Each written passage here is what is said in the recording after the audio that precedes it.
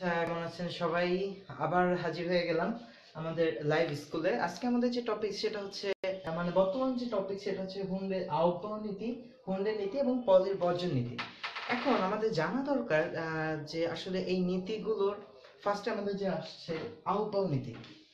আহ্বায়ক নীতিটা আসলে কি? আহ্বায়ক শুনে মনে হয় যেন একজনের নাম হবে, কারণ যার নীতি, যে নীতি হয় সেটা আসলে কোনো না কোনো লোকের নাম অনুসারে হয়। ঠিক তেমন আমাদের এখানে ফার্স্ট আসতেছে হচ্ছে আহ্বায়ক নীতি। আহ্বায়ক আসলে কোনো লোকের নাম না।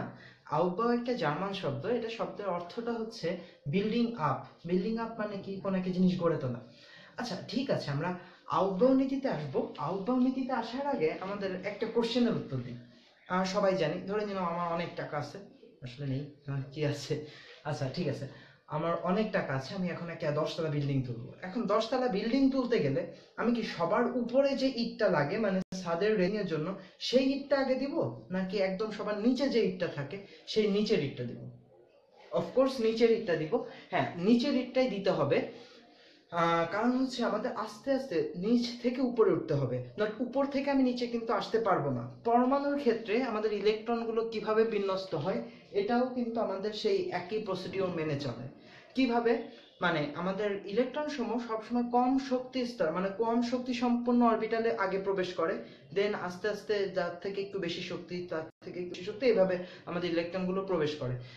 যেমন আমরা ছোটবেলা থেকে জেনে আসতেছি, মানে আহ্বায়ক নীতিটা কিন্তু আমরা ছোটবেলায় এই যে এরকম ভাবে দেখতাম: 1s, 2s, 2p, 3s, 3p, 3d, 4s, 4p, 4d, 4f, 5s।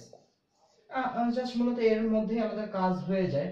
এই যে এরকম ভাবে দিতাম, আবার কেউ সাপের মতো করে দিত। যাই হোক, এটা দ্বারা আসলে কি বোঝায় সেটা আমাদের জানতে হবে।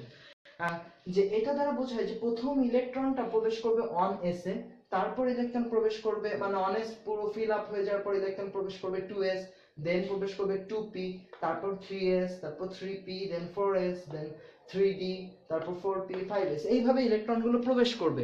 এখন কথা হচ্ছে, কেন ইলেকট্রন অন এস এ আসলো আগে, কেন 5s ইলেকট্রনটা প্রবেশ করলো না, বা কেন 3d তে ইলেকট্রন আসার আগে 4s ইলেকট্রন প্রবেশ করলো? এই সব কিছুর উত্তর আমরা পাবো হচ্ছে কার কাছ থেকে? সেটা হচ্ছে আহ্বায়ক নীতি। আহ্বায়ক নীতিতে কি বলেছে? যে অরবিটালে শক্তি যত কম, মানে যে অরবিটালে শক্তি যত কম সেখানে আগে ইলেকট্রন প্রবেশ করবে। আচ্ছা, একটা অরবিটালে শক্তি নির্ণয় করা কি এত সহজ? তাহলে আমি কেমন ভাবে জানবো যে কোন অরবিটালে শক্তি কম, কোন অরবিটালে শক্তি বেশি? আহ্বায়ক এখানে আমাদের একটা এর সাথে তুলনামূলক শক্তি, মানে প্রকৃতপক্ষে একটা অরবিটালের শক্তি কত সেটা বের না করেও আমরা কাছাকাছি একটা শক্তির মান নির্ণয় করতে পারি, এরকম একটা ব্যবস্থা আমাদের আহ্বায়ক করে দিয়েছিলেন। কিভাবে? চলো আমরা একটু দেখে নিই। এন প্লাস এল এর ভ্যালু। আচ্ছা, এন কি আবার এল কি জিনিস? এটা একটা অনেকের কোশ্চেন। যাই হোক, আমরা কিন্তু একটু আগে, মানে আজকের ফার্স্ট ক্লাসে আমরা কিন্তু কি বলে যে কোয়ান্টাম সংখ্যা সম্পর্কে আলোচনা করেছিলাম। কোয়ান্টাম সংখ্যার এন হচ্ছে প্রধান কোয়ান্টাম সংখ্যা, আর এল হচ্ছে আমাদের সহকারী কোয়ান্টাম সংখ্যা। তাহলে এন প্লাস এল ভ্যালু, যার এন প্লাস এল এর মান যত কম তার শক্তি তত কম, তাহলে যার শক্তি কম সেখানে ইলেকট্রন আগে প্রবেশ করবে।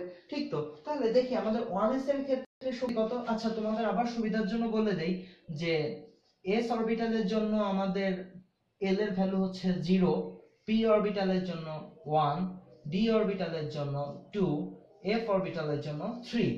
আচ্ছা, তাহলে বলো 1s, তাহলে 1s এর n প্লাস l ভ্যালু কত? n এর মান কত? যেহেতু এক নম্বর কক্ষপথ, তাহলে 1, আর s এর ভ্যালু হচ্ছে, আমাদের s এর জন্য l এর ভ্যালু হচ্ছে 0, তাহলে আমাদের কত হলো? 1। ঠিক তো? তারপর 2s এর জন্য কত হবে? 2 প্লাস 0, সেখানে 1। তাহলে দেখাই যাচ্ছে যে 1s থেকে 2, 1s থেকে 2s এর শক্তি বেশি, এই কারণে 1s আগে ইলেকট্রন প্রবেশ করেছে, দেন 2s এ ইলেকট্রন প্রবেশ করেছে। আচ্ছা, আমাদের ফার্স্ট কন্ট্রাডিকশনটা তৈরি হয়, বা সবার মধ্যে ঝামেলাটা তৈরি হয়, যে আমরা জানি যে 3d তে আগে ইলেকট্রন প্রবেশ করবে না 4s এ ইলেকট্রন প্রবেশ করবে।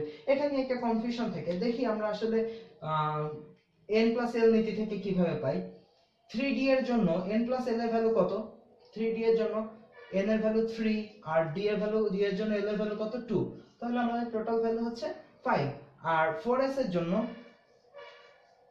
4s এর জন্য আমাদের 4 প্লাস l এর ভ্যালু হচ্ছে s, যেহেতু 0, 4। তাহলে দেখো আমাদের 3d এর শক্তি বেশি নাকি 4s এর শক্তি বেশি? 4s এর শক্তি কম আর 3d এর শক্তি বেশি, তাহলে ইলেকট্রন আগে প্রবেশ করবে কোথায়? 4s এ। তাহলে এই থেকে আমরা ব্যাখ্যাটা দিতে পারি কেন ইলেকট্রন 3d তে প্রবেশ না করে ফার্স্টে 4s এ ইলেকট্রন প্রবেশ করবে। ঠিক তো? তারপর আরো একটা সমস্যা হয় অনেকের ক্ষেত্রে, যখন দেখা যাচ্ছে দুটো ক্ষেত্রেই n প্লাস l এর ভ্যালু সমান। দেখা গেল দুটোতেই n প্লাস l এর ভ্যালু সমান, একটাতে হচ্ছে 3 প্লাস 2 আর একটা হচ্ছে আমাদের 4 প্লাস 1। কোনটা হবে আমাদের? দেখো 4p এর জন্য আর 3d, ঠিক না? 4p আর 3d, 4p এর শক্তি হচ্ছে আমাদের দেখা যাচ্ছে টোটাল n এর ভ্যালু কত 4 আর হচ্ছে আমাদের p যেহেতু p এর জন্য l এর ভ্যালু কত 1, তাহলে টোটালটা হচ্ছে আমাদের 5। আর 3d এর জন্য দেখা যাচ্ছে n এর ভ্যালু 3 আর l এর ভ্যালু 2, তাহলে আমাদের এখানেও 5। তাহলে ইলেকট্রন কোথায় আগে প্রবেশ করবে, 3d তে নাকি 4p তে?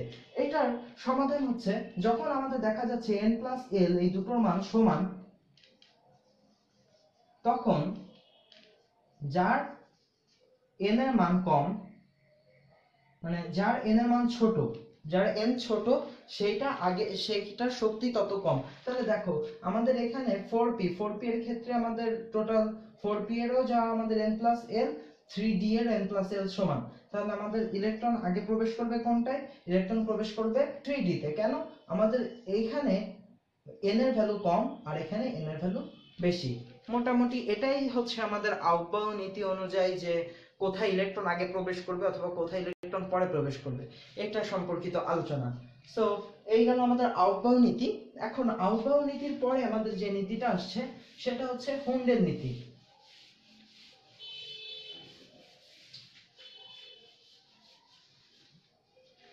হুন্ডের নীতি, এখন হুন্ডের নীতি সম্পর্কে বলার আগে আমরা একটা জিনিস চিন্তা করি। ধরে নাও তোমার বাসায় তোমরা চার ভাই, ঠিক আছে? এখন তোমরা 4 ভাই বাসায়, আচ্ছা 4 ভাই না, তোমরা 3 ভাই।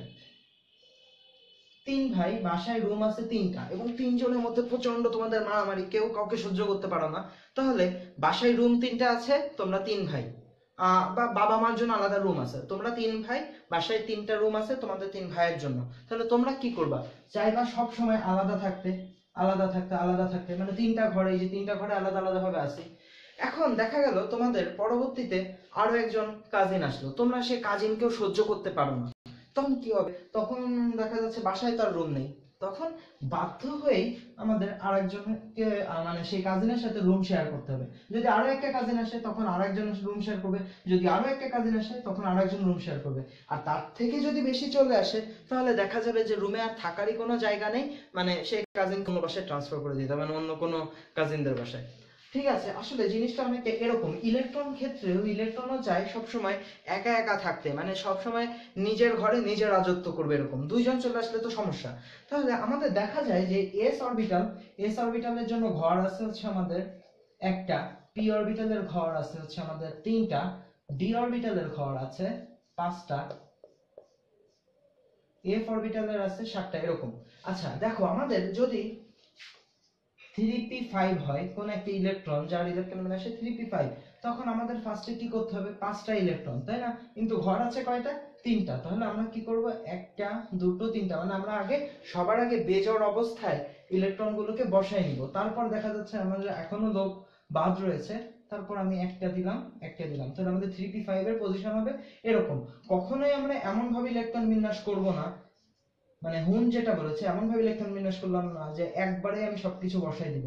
যদি একই জিনিস আসছে, আচ্ছা এরকম না চিন্তা করে যদি আমাদের 3p4 হতো, ঠিক আছে? 3p4 হলে হুন বলেছে যে আমরা ফার্স্টে একটা একটা করে বসাই নিব, তারপর এটা এটা বলেছে হুন। কেন?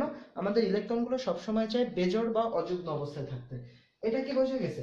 কিন্তু যদি তুমি এরকম করো, ঘর 3টা আছে, তুমি এরকম এরকম ভাবে বসায় দাও, তাহলে কিন্তু তোমার ইলেকট্রন বিন্যাসটা হবে না হুন্ডের নীতি অনুযায়ী। তাহলে এই ছিল আমাদের হুন্ডের নীতি, আউটবাউ নীতি, এই দুটো নীতি গেল। আর একটা হচ্ছে পাউলির বর্জন নীতি। পাউলির বর্জন নীতি কি বলছে?